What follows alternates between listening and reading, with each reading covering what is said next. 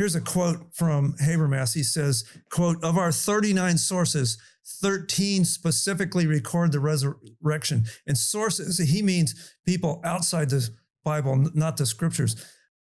13 of these 39 sources specifically record the resurrection, while an additional 10 more provide relevant facts surrounding the occurrence.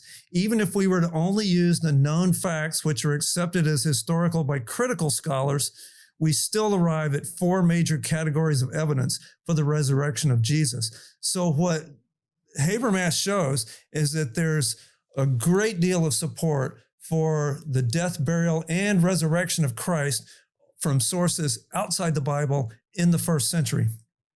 Next, we'll quote Josephus. Josephus was a Jew that was hired by the Roman government to write a history of the Jews. He was not Christian. He was either indifferent or antagonistic towards Christianity. He was just being paid to do a job to write a history of the Jews. And if we go through Josephus's work, The Antiquity of the Jews, and compare that to what we find in the Bible, we have a tremendous amount of corroboration.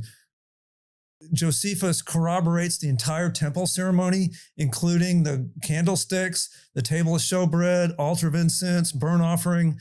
He mentions details such as there's animosity between the Jews and the Samaritans. He quotes that the Jews, where they would sometimes travel through the Samaritans and sometimes go around it, sacrifices were made at the temple and when they were made. The people called Gadarenes were there in that country. Talks about the Galileans.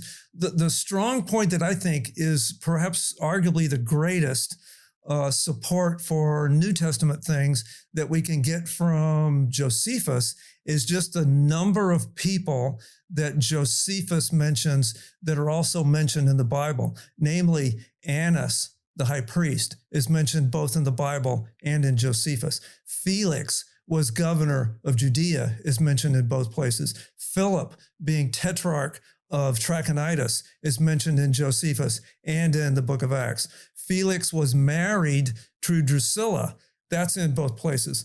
King Agrippa came with Bernice, not married to Bernice. He's with Bernice, so Acts gets that right. Acts gets the fact that Felix was married to Drusilla, but Bernice was not. It never mentions Bernice as the wife of Agrippa, whereas Josephus corroborates that. And again, we have other sources as well.